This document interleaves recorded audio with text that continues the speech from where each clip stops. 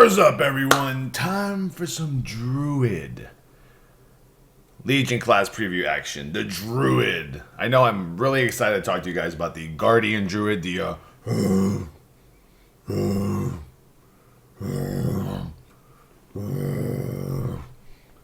That's my Guardian Druid impersonation. Everyone loves it. You should too, YouTube. Alright, so this one's pretty exciting. I already kind of went through it all, but I will do it again for the YouTube crowd because I know some of you guys out there, people love to play Druids, man. People love to play Ferals, Boomkins. Not so much Guardian Druids in the past couple of years, but this expansion, Guardian Druids were like completely amazing. And then Resto. Resto. So some cool shit is going down right now with the Druids. Let's go over them right now. Talk so much, man. I gotta drink water all the time. So let's see. Where is the part where they talk about the cool stuff? Known for hybrid utility and shapeshifting, Druids have 4 diverse and well-established specializations. In Legion, we're focusing on empowering balanced gameplay, strengthening the cohesion of Guardian abilities and their fantasy themes, and renewing Druid's overall trait of shapeshifting between forms to fulfill distinct functions. So here we go. So now I'm going to read this last part here. Making use of multiple forms for different situations has been difficult for many years, either due to lack of access to the off-spec talents that make your alternate forms feel strong, or because the process itself felt overwhelming and convoluted. To help resolve the issue, we're taking a new route by replacing Heart of the Wild with a full row of affinity talents, which essentially allows every Druid to choose an off-spec from the remaining 3 specializations. Basically, you're like a bear and you can use like a boomkin ability, or you're a boomkin and you can use like a bear ability. Affinities provide 2 benefits. First, a passive ability that is useful at all times, even to your main role. Second, access to multiple key abilities to use in associated shapeshifting forms. To give you a sense of how choosing your affinity will impact gameplay regardless of what form you're in, here's a look at the passive abilities they grant. And here they are. You got your Balance affinity, which is for Boomy Boomkin Laser Chickens. Astral Influence increases the range of all spells, abilities, and auto attacks by 5 yards. Feral Affinity, Feline Swiftness, increases movement speed by 15%. Guardian Affinity, which is Thick Hide, reduces all damage taken by 10%. And Restoration Affinity for the Restos, which is Ysera's Gift, or Ysera's Gift, I think it's called Ysera's Gift. Constantly heals the Druid or allies when the Druid is at full health. So unlike Heart of the Wild, affinities are not temporary buffs. This enhanced access to an off-spec delivered through a cleaner game mechanic empowers Druids of any specialization to make interesting situational combat decisions. Laser Chickens, let me hear you roar. Or squawk or something. Alright, Balance. Balance has changed. And these changes are going to make a lot of the Balance, Laser Chickens, Boomkins very happy. Alright, so Balanced Druids have had a variety of cyclical rotations over the years. The core design problem in all these cycles is that they've forced players into watching closely for UI cues and casting spells in largely predetermined orders. The Legion design is focused on providing a flexible combat experience where you can use abilities as you'd like, and each has a specific purpose. The Eclipse bar has been completely replaced by an Astral Power resource. So the whole, your bar goes left, it goes right, and then you get a sun over here and a moon thingy over here, and then you have to figure it out. Gone. Astral Power is your resource now, which is built and spent like energy, and provides a platform for abilities to create interesting, engaging, and powerful effects. Balanced gameplay will center on maintaining your dots, generating Astral Power with a mixture of Lunar Strike and Solar Wrath, and spending Astral Power on either Star Surge or Starfall. So here we go. Let's get to it. Moonfire. A quick beam of lunar light burns an enemy for minor arcane damage, and then an additional strong arcane damage over 18 seconds, usable while in bear form. We call them Moon Bears now, boys. Sunfire. A quick beam of solar light burns an enemy for minor nature damage, and then an additional strong nature damage over 14 seconds to the primary target and all enemies within 5 yards. Lunar Strike. 45-yard range, 2.5-second cast. Call down a strike of lunar energy, causing strong arcane damage to the target and minor arcane damage to all other enemies within 5 yards. This actually generates 15 astral power, your resource. Solar Wrath. Hurl a ball of solar energy at the target dealing moderate nature damage. It generates 9 astral power. Once again, part of your resources. Now this is one of your spenders, Star Surge, which you guys already know. Launch a surge of stellar energies at the target dealing massive astral damage. Also grants you lunar and solar empowerments, which increase the damage of your next solar strike or solar wrath by 30% respectively. You can accumulate up to 3 of each empowerment. So you gotta, be aware of that there. Starfall. We all know Starfall. The almighty aggro range grabber. Calls down waves of fallen stars that damage enemies at the targeted location. Deals strong astral damage over 8 seconds. Enemies in your Starfall take 30% additional damage from your Moonfire and Sunfire. So, yeah, Starfall and then Moonfire, Sunfire. Makes sense, right? Sure, why not? It's instant, quick. It's a dot. Put the dot up, Starfall it up. Let's go. Now your mastery is Starlight. Increases the damage of Starfall and Star Surge and the effect of the empowerments that they grant by an additional 30%. So here's a look at basically a balance-specific talent. Blessing of the Ancients. It's an instant cast, which I believe is just a buff. Just like you have Blessing of Kings, Blessing of Protection, Blessing of Kings, Blessing of Might, whatever. So gain a Blessing of the Ancients, activating or swapping between one of the 2 following beneficial effects. Blessing of Elune, which increases astral power generated by Solar Wrath and Lunar Strike by 50%, or Blessing of Anshi, which grants 3 astral power every 2 seconds. I'm assuming if you're following a proper rotation, you'd probably go with Blessing of Elune. That's what most people in my chat said they would do. So, that's up to whatever. I don't know, what do you guys think? Big change, obviously, is the generation of astral power and getting rid of, the whole, lunar, whatever, solar bar BS. I hated that add-on. You had to have it somewhere on your screen so you could see you're going this way, going left. Fuck it, we're good. Hope you boomkins are happy. Feral Druids. This is going to be good. Not really, not too much change with Feral, but you'll see. What are they saying about Ferals here? So what have they changed? More customization, making Savage Roar optional in the talent tree in Warlords worked well to open up gameplay opportunities. We're taking this approach further by flipping it around. Savage Roar is now a talent choice matched against 2 compelling alternatives that cater to different playstyles. So here we go, boys. Energy-based abilities, Shred. Shred the target, causing moderate physical damage to the target, gives you 1 combo point. Damage increased by 20% against bleeding targets. While Stealth, Shred deals 20% increased damage and has double the chance to critically strike. Rake. Rake the target for minor bleed damage and additional strong bleed damage over 15 seconds. Reduces the target's movement speed by 50% for 12 seconds. Awards you another combo point.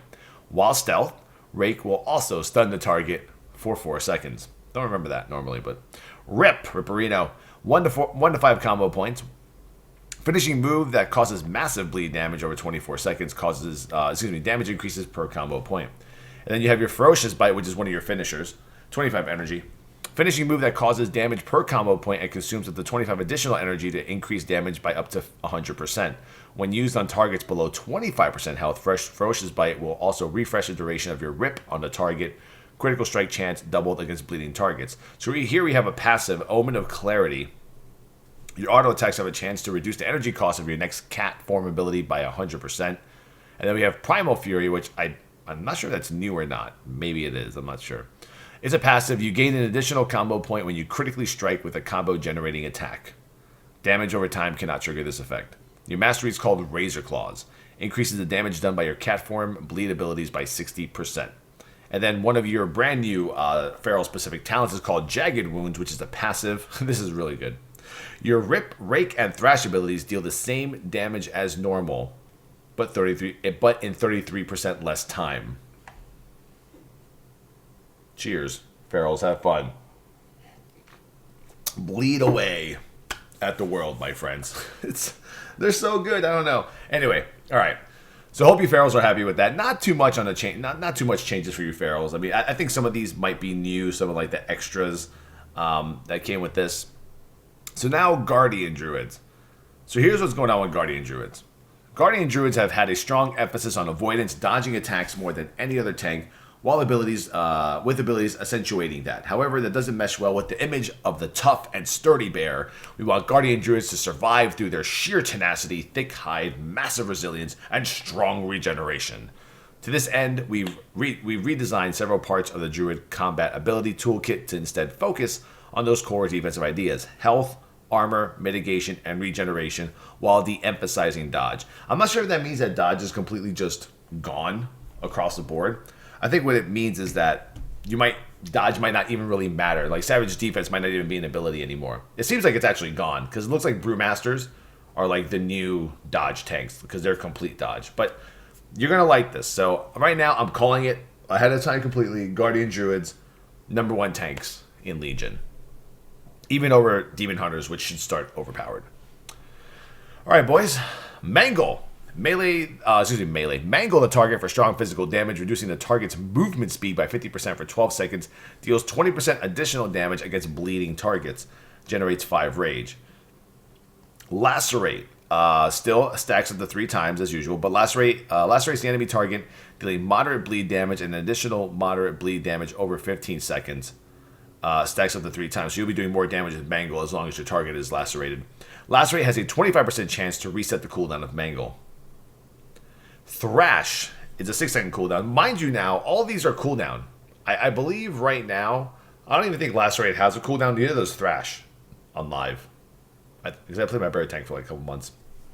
Thrash strikes all enemy targets within 8 yards, dealing minor bleed damage and applying Lacerate for an additional moderate bleed damage over 15 seconds.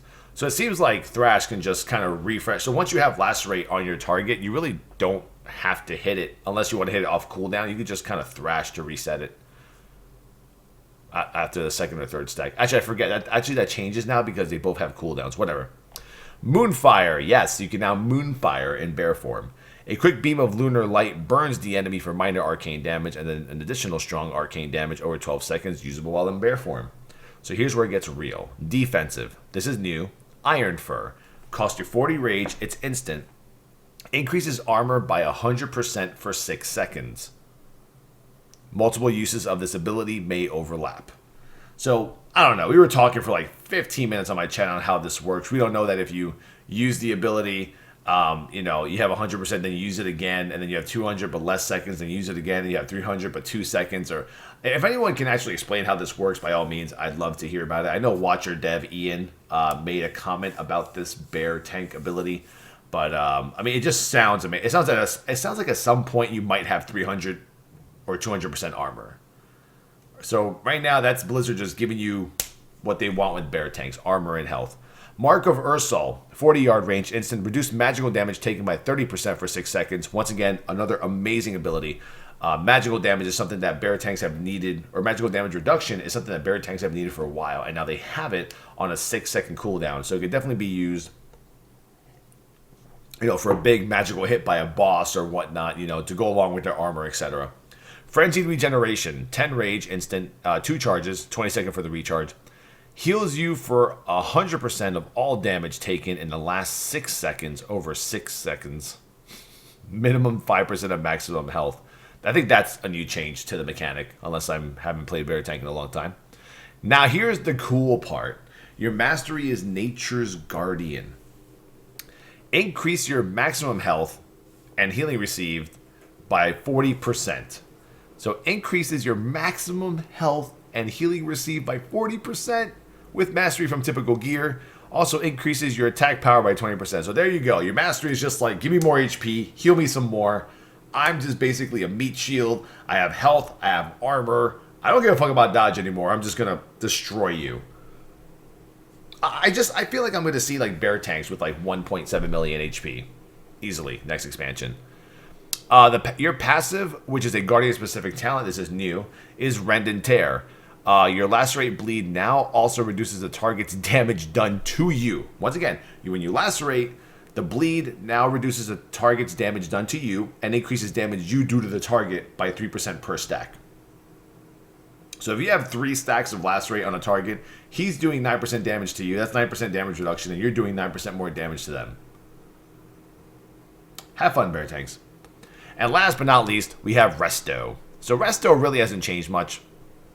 Their mastery had the most room for improvement, having basically become a passive effect. We've redesigned it to emphasize layering healing over time effects, favoring more engaging gameplay while also catering to the Resto themes. So here's where Resto Druids get, a big hurrah from everybody. Your mastery is called Harmony. Your healing is increased by 12% for each of your restoration heal over time effects on the target. Pretty simple, pretty awesome. Healing Touch heals a friendly target for a moderate amount. Regrowth heals a friendly target for a moderate amount and another minor amount over 12 seconds. Regrowth has a 60% chance for a critical effect. Rejuvenation, I just hear it, Rejuve all the time, heals a target for a moderate amount over 15 seconds. Life Bloom heals the target for a moderate amount over 10 seconds. When Life Bloom expires or is dispelled, the target is instantly healed for a moderate amount. Life Bloom can be active only on one target at a time.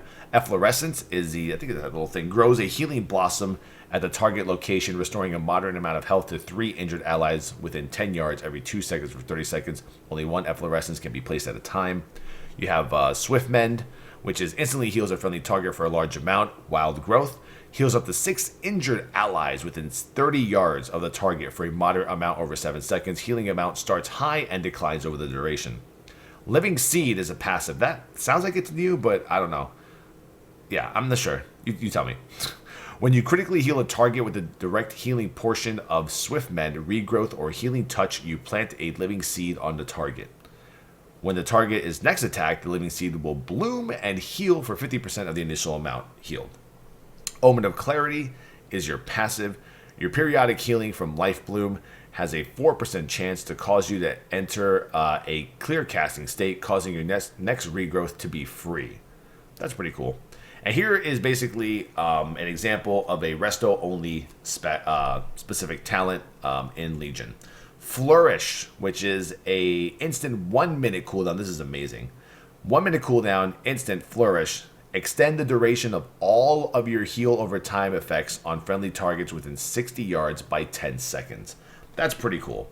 So there you have it, folks. That's Druids. Let me know in the chat what you think about Druids. I mean, I think bear tanks are going to be really strong. I mean, unless bosses are slow swinging and hitting you for a large amount, I don't know. I can't think of a situation. I mean, they have the magical damage reduction. They have the insane HP from Mastery. They have that Iron Fur ability, which by default gives you 100 armor. I'm not sure how it works, but you might get up to 300 armor, I guess, if you use it correctly. The boss is doing 9% less damage to you. You're doing 9% more damage to the boss. It seems like they've really worked the Guardian the last 2 expansions to a point where they're probably like the top tank, if not top 2, 3 for sure, 100%. So, once again, this has been Towelliee. Twitch.tv/Towelliee, Twitter.com/Towelliee. Follow me on the Twatters. Follow me on the Twitches. And let's have some fun. Beta is right around the corner, and I can't wait to show you guys a lot of good content. I think next video is probably going to be the Death Knight, so we get to talk about the cool, like, no different kinds of runes and rune management. Just one rune for the win.